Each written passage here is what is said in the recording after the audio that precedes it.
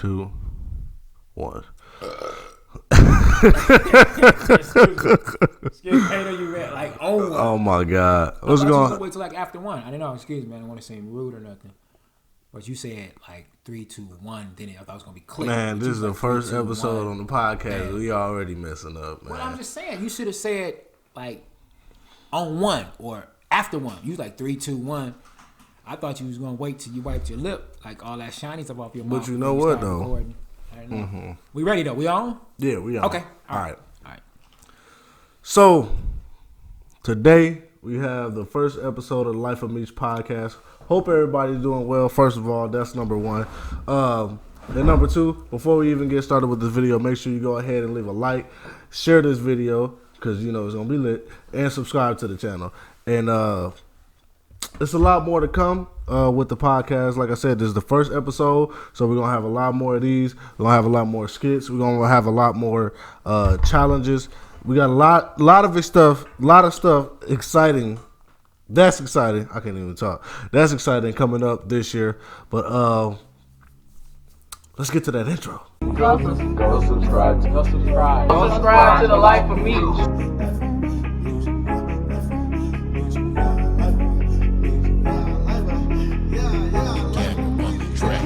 Welcome to the Life of Meech. Go grab some food and sit back in your seats. You know Meech finna release. Go get your uncle, your auntie, your niece. We finna put on a show. 1 to 1 million, you already know. The video jumping, the intro is bumping, so let's get this video up on the road. My life is so true. This what I do with my bro. Debo can catch up. You too slow, so y'all better click on my face. Cause me taking over, can't wait on the cover, so I'm getting started today. Now we got vlogs on the way. With them challenges we never play. And the switch they be jumping in with the podcast, you know I'ma say what I'ma say. I'ma say what I'ma say. Videos how you can handle. Come and subscribe to the channel. Meech ain't never ever flop. Make sure you share, you like, and you comment. Alright. Back from that, y'all. Okay, so today we got a very, very, very special guest for the first episode. It wouldn't be right, you know what I'm saying, if it wasn't you. Somebody who was very close to me, somebody who's been there for me my entire life, very influential. Lionel Chalk Moore. Thank you. Please hold How you doing? Hold your applause. Thank you. No, please don't clap. No, really don't hold your applause. Thank you so much. So how you doing today? Doing good, man. Thank you for having us on the show. Mm-hmm. Yeah. Us. Yes. Who's us? Everywhere I go, man, I take God with me. You know what I'm saying? Everywhere I go, fam. You know what I'm saying? Thank you for having us. Uh-huh. Yeah. So, you're a comedian. You know what I'm saying? First you were my uncle, right? I wasn't first, but I mean I am your uncle. I was other things before that, you know. But yeah. So just take me through like how did you get like, you know, started in comedy, like the influence and all that stuff? Very briefly, I never thought about doing comedy. Mm-hmm. It was just listening to other people. Mm-hmm. And after hearing over and over from different people, even strangers, like, you're in the wrong business. Yeah. You shouldn't be doing this. You should be doing movies. Mm-hmm. Or you should be on television. You should be entertaining. And then I started hearing you should be a comedian. Right. So, group of friends of mine in Atlanta, I would have them laughing at work every day, and I had my own business. But after, like when it was slow in the mall, we would step out in the hallway, and I would make everybody laugh. Right. And they were like, "You should come out to the comedy club with us." Mm-hmm. I would never go. But long story short, I keep saying that because it's gonna be a long story. But other people noticed my gift before I did, and they just kept saying, "You should do comedy. You should do comedy." So I gave it a shot. And my first time doing it, I won a trip to the Bahamas. I was in Atlanta at Earthquakes Comedy Club.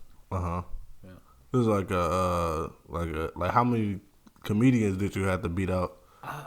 The strange thing about it is that I didn't really know there was a contest. Like, they had room for one more act, and I just went to check out the show. And the guy was like, "We have room for one more act. Anybody in here want to give some comedy, give it a try, or that does comedy, want to come on stage. Everybody at my table was like, yeah, pick him. Right. So when he picked me, I went up on stage, did what I had to do, and in the middle of my performance, or near the end, I got a beep from my uncle on my old school pager. Right. When pagers was popping. And he texted me, and then he texted me 911, and he never texted me that. So I cut my set short. I didn't even do my full 5 minutes that I was given to do. Yeah. And I just walked off stage. Like, I got a beep from my uncle, 911, so this is serious. I got to go. That's my time. And I walked off. I went straight to the payphone to call him and to find out that my grandfather had passed. So I was on the phone with him for a while. And when I came back in, the show was almost over. Wow. So I don't know who else performed, who else was on there on the show with me. But they was like, I said, I got to go. And he was like, dude, you just want a trip to the Bahamas. You just announced it. Like, come on, stop playing. I got to get out of here. My grandfather just passed. So. Wow. Yep. So kind of a bittersweet moment. Right. Yeah. Right. My first time doing comedy, that they got that good news, and I got the bad news first, and then followed by. Okay. So did grandfather passing away have anything with you continuing to do it? No. I gotta really and honestly say the push that I had in the drive was my mother, because she was the funniest person that I knew, and I always wanted her to do movies or do comedy or do something in the line of entertainment, but she just wasn't that kind of person that just wanted to be in front of people to do that. So I didn't mind standing in front of people. So people kept telling me, and I seen that I had the gift and the talent and I could do it, then I didn't stop. Just kept going. Okay. Yeah, so like doing, your comedy journey and everything, I didn't get a chance to see a lot of your shows and stuff like that because, you was on the other side of comedy doing, the worldly stuff and, everything. But now my dad was like, man, I just wish he can do that Prince act one more time, that Prince and that Michael Jackson one more time. So you want to tell us a little bit about the Prince and Michael Jackson? Big Prince, Michael Jackson fan, man, growing up. I had the Jerry curl, had the drip. I used to practice the moves. Didn't have the glove, so I would actually practice with a sock on my hand, doing Michael Jackson. And it was funny because I was at an event, birthday party once, and somebody just asked me to do Michael Jackson. I can't do it. I don't have a glove. So I was like, they just kept saying, do it. So I was like, okay. I would use my sock. And when they introduced, well, he's going to give it up for Michael Jackson, I came out performing, and I put my sock on, and I didn't realize it until it was too late, but this sock had a hole in it. So my thumb went straight through the hole. Oh, my God. And it was over. They was rolling. But I just kept on doing it. I kept doing Michael Jackson. But yeah, big fan of Prince, big fan of Michael Jackson, man. I've taken cruises and been on vacation, Jamaica, Mexico. And I would always do, they always play a Michael Jackson or a Prince song. And once I would do one of them, then that was my name the whole time I was on the trip. And I would get all type of benefits and perks. It's Michael Jackson. Oh, Prince, my God. Yeah, Prince. yeah. So, yeah, I and this was even before I was doing comedy, but then I incorporated that into my set. I used to throw Michael Jackson or Prince in. Yeah. People would love it. Yeah, that's one thing that my mom was saying when we got to talking about it. She was like, he was always doing that, since we was younger, he was always doing that. Yeah. So like even when I was younger, you know what I'm saying, and it was, me, the boys, we had our own little thing with Michael Jackson too as well. You guys would come up to the house and I would play Michael Jackson. Yeah, that's all. Yeah, And then we would all try to do our best Michael Jackson impression, and just having a good time. Well, we kind of stole that from you a little bit. Yeah. So they also told me about something that you did on some skates. Oh yeah, I was always the kind of person, man, that never thought that I always thought that my show could be better. Yeah. So So I was never that person who had the big head. Was like, oh man, I'm hot, I'm on top, I'm fine. Ain't nobody funny than me. I'm the greatest, I'm the best. I never had the Muhammad Ali speech. I never had that. So I would always try to do something to trump the last performance that I did. And a great friend of mine, Marlon Hill, really believed in me. Yeah. And I was on a show with him and another great comedian, man, by the name of Chastity Washington. And I used to love Chastity, still do. Killer. She was on the show with us, and there was another comedian. And so I asked Marlon, what's the lineup? And he's like, he told me about your name, and he's like, and then you're going up. I said, hold up, man, you stop playing, man. Because Chastity went up before me, and then I was the closer. Yeah. So I was like, come on, man, don't do that to me. Quit playing. For real. So I'm going after Chastity. He was like, I said, I'm going before Chastity. He's like, no, you closing the show out. You headline. Stop playing, man. Yeah. He's like, no, Chop, for real. I said, dude, I'm not going up closing after Chastity. He's like, Chop, come on, man, stop playing. You closing. I said, for real? He said, yeah. I said, okay, man, I got you, cool. But in my mind, I was still saying, dude, you can't go up and close after Chastity. Get up there, she a beast. Yeah. Man. So I took a deep breath and, I would always pray before my shows, man, and I prayed and just asked God to use me and let my gift that he gave me to shine. Let that light, that little light shine, man. And God would always give me something funky to do. And I had just went skating the night before. I still had my skates in the car. Right. So it was like, go get your skates. Put your skates on. And that show, man, people still talk about it. Yeah. My wife, we weren't even married at the time, but she went to work the next day and everybody was talking about they were talking about the show. Yeah. It's like, what show is this? Like, Marlon, the show, Chalk was on it, and he came out with the skates on, and oh my goodness, the skates, what skates? And to this day, she's like, I still hate that I missed that show. I don't know how I missed that show. I didn't know about it or whatever. I just didn't go. But everybody still, I get people who still talk about the skates to this day. Yeah. It was a hot set. Yeah, man. And like just, being around you, coming up and having you as an uncle is, we had a lot of funny people in our family. Right. Naturally funny people. Right. Graham being one of them. Right. That's my mother, Graham. Yeah. So man, she was always quick, witted every time. Man, if she would have got up on stage, that would have been another thing. But she was always quick-witted. When somebody do something, first one on it. Yeah. You know what I'm saying? Always was calling somebody something. Always had something to say. Something different. But, yeah, you know what I'm saying? That was her. And, rest her soul is a beautiful spirit. Her soul is resting. You mean God bless her soul? Rest. God rest her soul. Well, some people's soul still up and running, man. God, you said rest her soul. Yeah. Well, I've been wrong. You kind of round like Raggy. Oh my God. I got you, man. But yeah, so just growing up, in that family dynamic with having a lot of people who's naturally funny and stuff like that, I think that it pushed the rest of us, to have something to say. Because if you didn't have a comeback, you were just kind of sitting there on the deep end. So drowning with the laughter as the laughter was being thrown at you. Right. Man. Yeah. So, but one thing that helped me out is that when I went over there, the boys would always talk about me. You know what I'm saying? Uncle Boo was the one that always had something to say.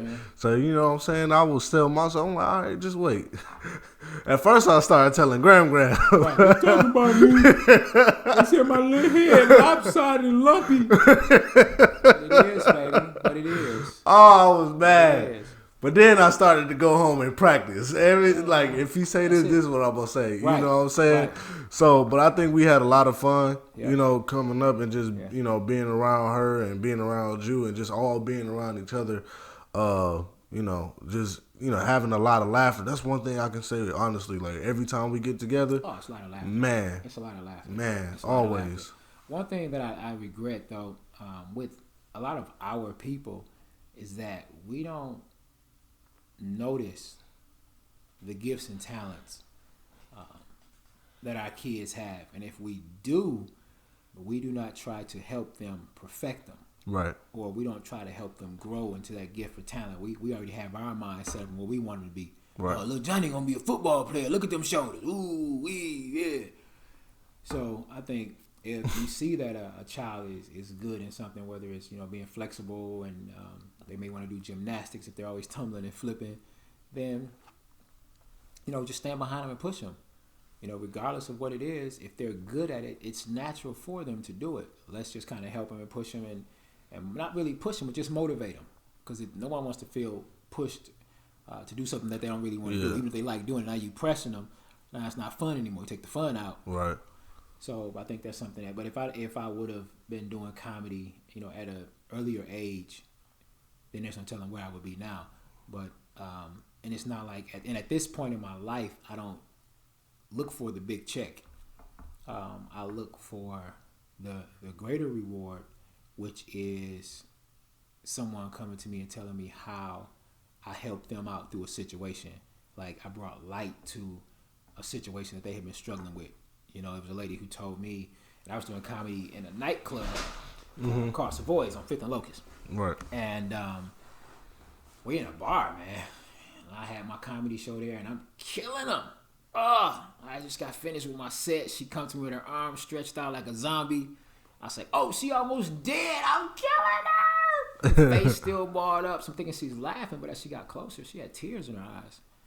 And she's reaching for a hug, and I grabbed her and embraced her like, you okay? Like, everything all right? What's going on? And she told me, she's like, what you said just now just changed my whole life. I was in the back. I was in the back of the club on my knees, praying out to God, asking Him to forgive me for the things I had said and done. So that's better than any paycheck that I've ever received from any show that I've done.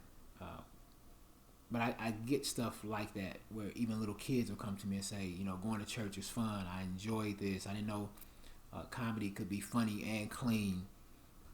So it's like you could live a clean lifestyle, a healthy lifestyle, and still have fun. You could be a vegan and still get full. Right. Just because you don't eat meat doesn't necessarily that you're not going to enjoy the food. But you know what? Some of the things about it is about the things and the dynamics about church is that when we coming up in it, a lot of people say that we go to church all the time, every single day. Like for me personally, what I'm saying, I grew up like that, going to church almost every Sunday, and Tuesday for rehearsal and Fridays for rehearsals and stuff like that. And when you get older, you see and you start to want to go out on your own and start thinking differently and want to do differently and stuff like that. So you're not necessarily going to church all the time, because when sometimes, now I'm not saying my parents do this or did this, but some people but some people treat church as a punishment. You know what I'm saying? You in trouble? Oh, you finna come to church with me today. You know what I'm saying? You going to Bible study with me. It's not, and it shouldn't be like that. In church, I feel like in church you have to find your fun. You're not gonna everybody isn't going to go in there and enjoy what the pastor is saying. While he's preaching like that. Some people goes for the choir, and that's how they get ministered to. Some people go for praise dancing, and that's how they get ministered to. With you coming, bringing this environment to Milwaukee, and because before you, I have never heard of a Christian comedian doing anything in Milwaukee. You know what I'm saying? I was a Muslim first doing Muslim comedy. I was doing all kind of stuff, man. I was, different religions. Oh my God! I was doing Assalamu Alaikum comedy. I was comedy with a bean. Oh. You know what I mean? But no, I think a lot of it is a lot of people just soft now because you talk about going to church, 3 days out of the week. We would have revivals, shut-ins. Oh, and I mean, man! You go to church, they lock the doors. Wasn't no getting in or getting out. You wake up. You still in church. You really couldn't go to sleep in church, but you nod off. Mama pop you, you wake up. We still here? Oh my God. The sun was down when you walked in, and the sun is up when you walk out. And then go to church Sunday, and they talk about the scriptures Sunday, that they had just got done talking about last night. Man, we used to, like, you felt like you was never getting out. Church is so different. Like, it was. Yeah. It was church, man. You just couldn't wait to get home. To get out. Yeah. But you know what? That's why I'm appreciative of, like, you know, my church and then your church as well, because we have both very powerful youth programs in the churches and stuff like that. In your church, as is mine, do a lot of outreach and stuff like that. So they have programs for the youth. They have things for the youth to do. But it's a lot of the older churches who, you know, don't really do stuff like that. But with the newer churches, you have different youth programs. Y'all ain't gonna turn the heat on here for real, man. Oh my God! You know what? I thought the heat was on. Well, hold on. Let me go turn it up. No, it's cool. Don't. I'm good. I'm gonna keep my jacket on. I'm just saying, like, man. I wish for a fluorescent light bulb right about now. You know what I'm saying? These LEDs ain't kicking off no heat. Oh my God. Nah. Yeah. I'll shout out to my bishop, Bishop Harvey, over there at Parkline Assembly of God, Pastor Marcus, Pastor Jason. Just giving shout outs in the middle of the show. They didn't wait to shout out. You know what? Go ahead and give a shout out to my pastor, Walter. Wow. Jay Lanier. Wow. You know what I'm saying? Shout out to my pastor. Shout out to God, who's first in life and leading the head of my lifestyle. You know what I'm talking about? First of all, he want to shout out to God. I just want to give a shout out to Jesus.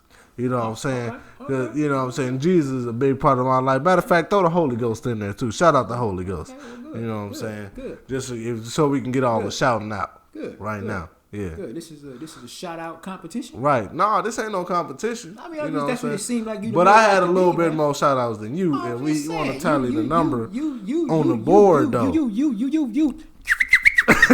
separated them though. I'm gonna give a shout out to the Father, Son, and the Holy Ghost. In your face. And them. Look, you ain't finna get my. Come on, man. Oh my God.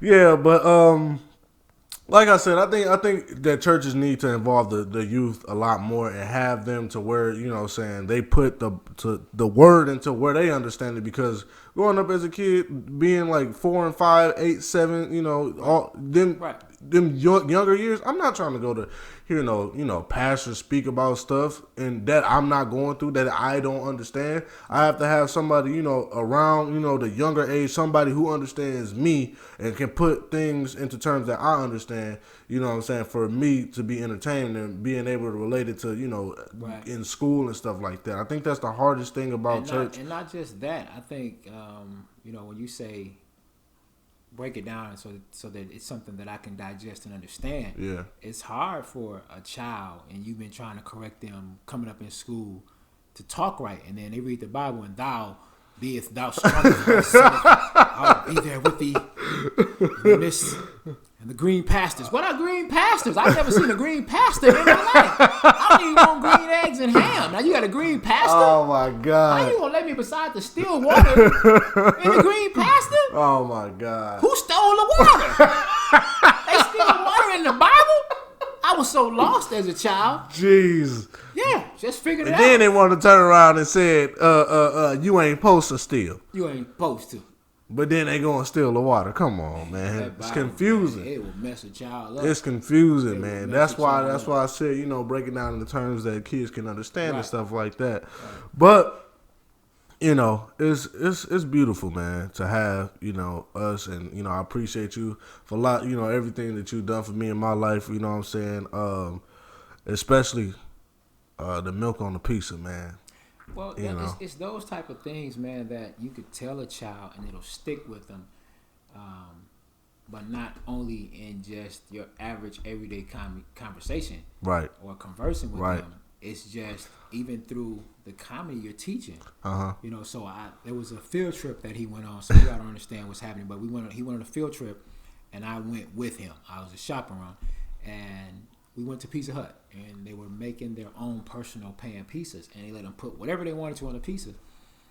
And he may have been K5. K5, yeah. K5. And I said, dude, what you gonna put on the pizza? And he started telling me, and I was like, you should put some milk on the pizza. I want the milk on the pizza. I was like, be different. Don't do what everybody else is doing. Put some milk on the pizza. I don't want milk on the pizza. That's nasty. But it's something that we laugh about and we talk about to this day. All he still the time. remembers the milk on the pizza, man. You know? Yeah. And that was a long time ago. Yeah. And I can barely remember what I ate for lunch yesterday. Man. So that's a good. It's one of those things that just right. stuck. So why don't you tell us a little bit about some of the comedians that you have on the upcoming show? On shows that I've worked with? What do you mean? On a show that I have that's coming up? Yeah. Oh, you didn't even tell them I had a show coming up. So just for me to start saying that, listen, there's a show coming up. Why don't you let us know a little bit about this show that's coming up? Try that, and then I could, by the way, he has a show coming up. You got a show coming up in December, right? This month, on the 28th, right? December 28th. Tell them a little bit about that show. You should try it like that, and then I won't feel like I'm just thrown in. Okay, hold on. All right. Right. You ready? Yeah, I'm ready. All right, ladies and gentlemen, how y'all doing? He's not starting the whole show. No, hold on, wait. Okay. You said I'm gonna give it to you. Okay, come on. Come on. Ladies and gentlemen, I hope everybody's doing good. I hope everybody's a wonderful day. We have comedian Lionel Chalkmore with us today, and he has a show coming up on the 28th. Why don't you tell us a little bit about that show? I'm glad you said you mentioned that. It's a good thing you mentioned that. Because, last time you mentioned the show, you gave everybody the wrong date of the show. I did. I said December 5th. Right. But I was looking at 5:00, but it said the 28th on the flyer. So y'all had to excuse me for that. So he thought the show was going to be December 5th p.m. December 5th p.m. But it's actually... So the show is December the 28th. It's a Saturday, December 28th. It's going to be at the Next Act Theater. We've got some great comedians on the show. A lot of people that have heard about the show, they're pretty excited because it is a Christian comedy show. It's a family comedy show. Clean. The youngest comedian I have on the show is 19 years old. Man, I heard that young man was a pretty funny guy, man. Funny guy. Funny. I'm very proud of him. Yeah. And I'll introduce you to him one day. Right. Or whenever you look in the mirror, you just talk to him. Okay. Demetrius Elam Jr. Meech. I think is it Funny Man? What's his name? Funny Man Meech. He changed his name, so I don't really know what to I call think him. he okay with just going by Meech. You know what I'm saying? Meech. Nowadays, that's just what I heard through the grapevine. Well, this guy going by Meech, is going to be on the show, and there's Steve Milltown Brown, there's D-Rock, and then there's also new guy we're giving a chance, Anthony. Anthony is going to get up and do his thing, man. So I'm really excited, to see what God is going to do. Right. Because he always shows up, shows out, and does something. But the laughter, I already know it's just going to be crazy because I've seen everyone, doing what they do and seeing how God uses each and every one of us. Right. The chemistry is going to be crazy. So I already know that the energy is going to be off the charts. Also heard that Marlon Hill was going to stop through. Okay. Stevie Milltown Brown, man, that's one of my old school comedians we've been working with for years. Same thing with D-Rock. So this is going to be a great show, great family show for all ages. Just don't bring the babies that's crying. If you bring them, take them out in the hallway with you, let them finish crying, then come on back in. But if a child can understand something is funny, they will, enjoy the show. Right. All right. Thank you for coming on the show. I appreciate you. Man. We just made history. What's so funny? You ain't let go of my hand, please. Your hands are warm, fam. Hold up in this piece.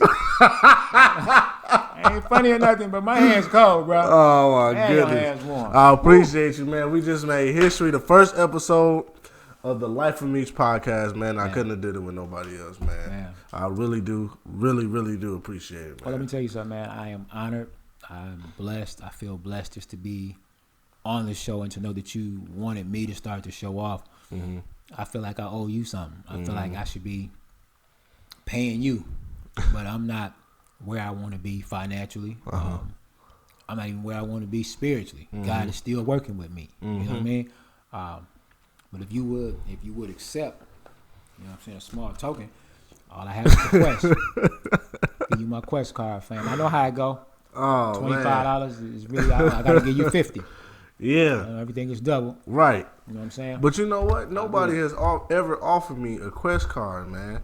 For everybody, you know what I'm saying? Make sure y'all go ahead and check that out, man. Nobody ever offered me a quest card. Well, if you want two, I got another one. Okay. I ain't like that. All right, you know what I'm saying? I got a cousin that may want one. I one. keep them coming, baby. You know what I'm saying? I got more quest cards. You know what I'm saying? I got some an auntie people got that might blessings. need You know one. what I mean? I keep them coming. I pop them left and right. You know what I mean? God is good in the hood. You know what I'm saying? What your quest is? Mine. You know what I'm saying? I got them. Like a deck of cards. Like, yeah, I'm seeing right. An impossible here, baby. You know what I'm saying? Yeah, I'm talking about pick and save.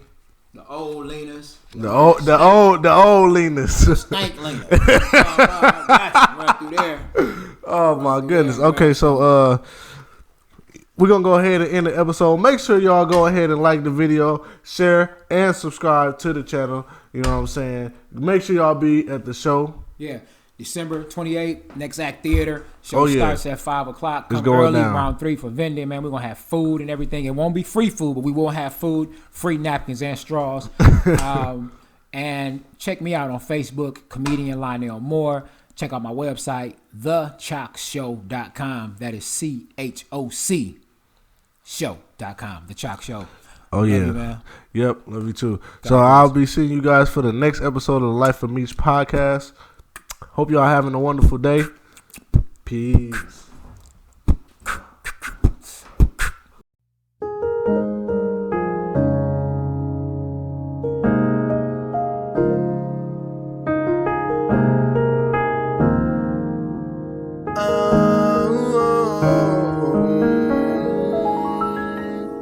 Merry Christmas to all of you out there. Let's sing in love and laugh tonight. And we know that we are the ones that live the spirit of Christmas.